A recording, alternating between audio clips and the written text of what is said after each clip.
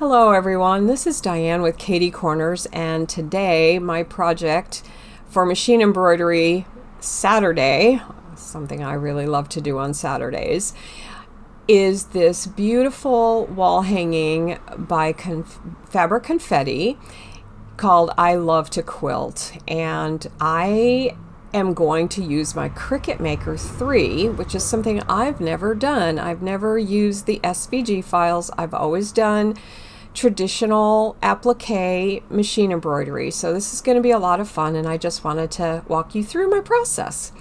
So we're going to start out by uploading the design that Fabric Confetti gives you in their folders, and that's what I have here on my canvas. So I've also opened it up. It comes in when you first bring it in, it'll come in like this. I brought in the non-mirrored word quilt because of the way I'm going to be cutting my fabric.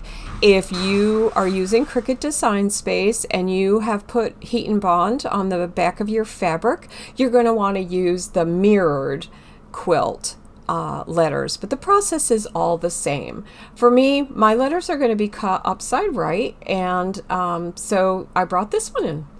All right, so let's get started. My decision that I made, and let me just talk to you a little bit about this design. It looks a little funky, but basically the letters are together. So here's the Q, the top and bottom, the U, the I, the L, and the T. That's kind of important because look at all the tops that look kind of the same, but maybe could be a different size, and a couple of the bottoms too. So I really don't want to lose track of these letters. I want to make sure I always know that the right part is going on the right fabric. So in my case, I'm only going to use two colors. I'm going to do the tops of all the letters in one color and the bottoms all in another color. And so I don't want to just send it to my fabric, and these are really tight and close in. So let's talk about the design. When it first comes into Cricut Design Space, it's going to come in as a grouped set of designs and cuts, actually. And you can see the size that it is right here just by clicking on it. You can also see over here all of the different pieces and components. Because I want to organize them on my cutting mat, I am going to start by ungrouping. Now, there are some cautions. You do not want to accidentally resize this, so keep track of the sizes as you click on things so that you don't inadvertently change them. And if that happens, just go back to the beginning and start again. It's rather than try to fix it. Don't fix it, bring it back in again. All right, so what I'm going to do is I'm going to ungroup all the letters. And here they all are ungrouped now. Everything is highlighted because I had it selected. If I just click on the canvas, which is the safest place to do a click whenever you're dealing with SVG files, click out here just to kind of give yourself control in your sidebar. What I want to do is I want to make sure that of two things. I want to know the size piece of fabric that's recommended by this rectangle, because that's the size that I would want to cut, especially if I was doing every piece separately. I want to know what size those rectangles are so that I can cut that in fabric and put it down in the right place. So what I'm going to do is I'm going to start down at the bottom. It's a little easier down at the bottom. I'm going to click on the bottom of the L. This is 2.21 by 1.27. I don't want that to change in this process. So I'm going to be very careful, use my keyboard, and not use my roller ball or anything like that, because when something's highlighted, anything could happen if you start doing using some of your other mouse buttons, so just be careful about that. I'm going to hold the control key down on my keyboard, and I'm going to click on the rectangle that surrounds that bottom L, and now you can see in the sidebar I've got two objects that are highlighted, and what I want to do is I want to attach them. Now when you attach them, it keeps them in place so that that L is always going to cut a rectangle around it and then cut the L. And so that's exactly what I want to have happen. So I'm going to do attach. And notice the color went away because it's treating this as one. It's not going to separate it on in the design space, thinking that you've got a pink piece of fabric and a white piece of fabric and cut those separately. You really want them happening at the same time. Now at this point I can actually move it around if I want to, but I'm just going to leave it there for now. And what I'm going to do is, notice it says its name is attach. Well, I want to make my life easier, so I'm going to double click here and I'm going to tell myself this is the L bottom. And then I'm going to go to the next letter and click and get both of those letters, hit attach, and this is the T bottom. And I know that because the letter T is above it. So again, the sorry for the typing errors, the Fabric Confetti made sure the letters top and bottom were all, you know, stacked correctly, so you know what's what, which is great. Okay, and so this particular one, see, look at all of the ones that look like T's. Those are actually the tops of certain letters. So in this case, this one and this rectangle are the L top, and so I'll call it L top. And then here's your T top. And again, I'm holding control down, I'm clicking attach, and then I'm telling it, I'm just giving it a new name basically. So I will go through and finish doing all of these letters for you.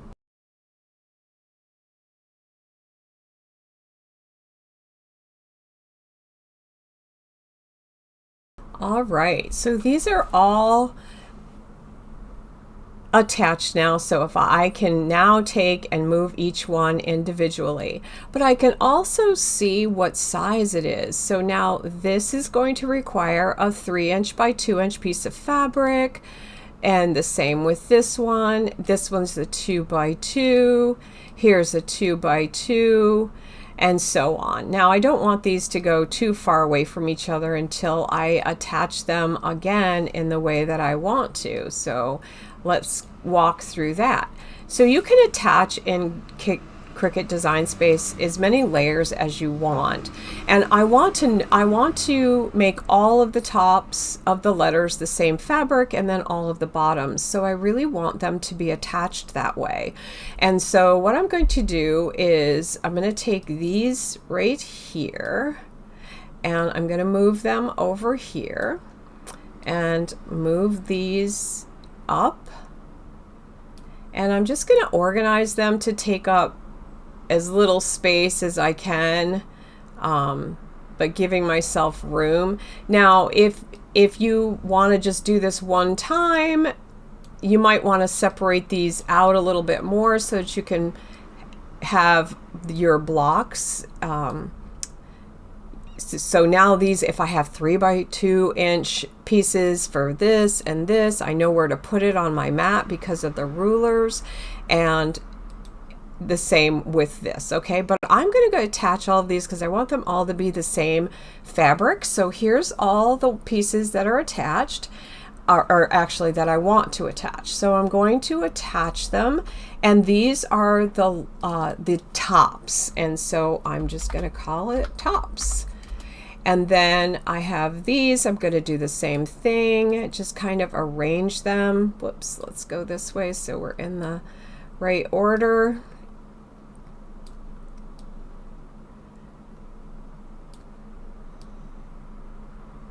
And I'm giving myself a little bit of space because once I attach these, I think I'm going to put this one in here like this.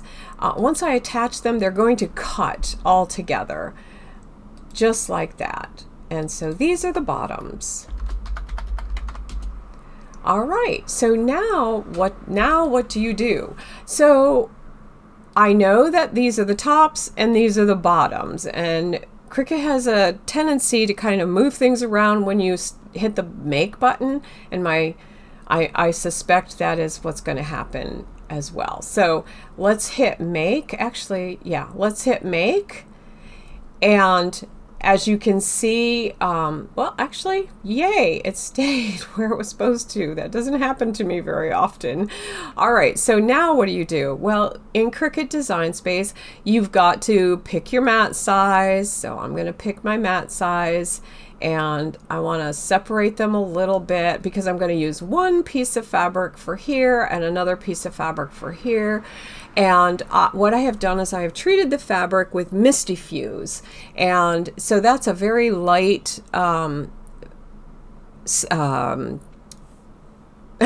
it's like heat and bond, but it's really, really, really awesome. It's very lightweight. It does leave a shiny side, so this will stick to your mat nicely, and yet it doesn't make it stiff. And I kind of want the quilt to be nice and loose because I want to do some fancy quilting around these letters when I'm done. All right, so once you've done that, then you hit continue. It's looking for my Cricut. It should find it here in a minute. Pretty sure I have it on. I do. All right, so now there's a couple of different I have some that I use all the time. I use this for stickers. I make lots of stickers. I love making stickers. I use this for my regular cardstock, and then I did find that there were two different cotton settings, and I wanted to go through that with you. First, there is the cotton that has bonded, and what it requires is that you have mirror turned on. So that means you'd come over here, you would turn this on, and then I always like to give it a little bit more pressure, and then you can use the fine point blade. You do not need to use a rotary blade, and you can send it to your Cricut. Now I'm going to cancel this and say yes, and let's go take a look at the other option. The other option is just plain fabric.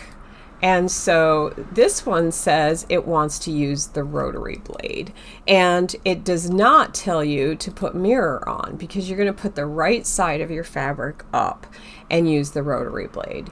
So those are the choices that I found to be the one that I like using the most. And I follow Jennifer Maker on YouTube, and she almost always uses more pressure, and with that I have never had a problem. So I hope that's a helpful hint to you.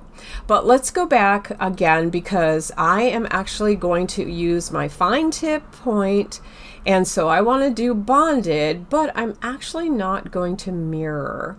So the reason I'm not going to mirror is because the fabric is sticking just like a regular bonded piece of fabric on my mat, and my fine point will cut through it nicely. I'm going to use the bonded because I'm going to use my fine point, and that's an important item for the machine to know. And then I'm going to say more, but I am not going to mirror it. And the reason I'm not going to mirror is because the fabric is facing up. And now everything's ready. All I have to do is press load the mat, and then when it's flashing, press the go button. It'll come down here, and then it'll be done. And so that is basically all I needed to do in Cricut Design Space to get my SVG files. Because I'm doing them in, two different colors, and I've organized them on my mat, when I take them off the mat, I'm going to know exactly what letter the component is that I'm looking for as I'm going through the machine embroidery. So stay tuned because I'm going to do another video on actually doing the hoopings. And thank you so much for joining me.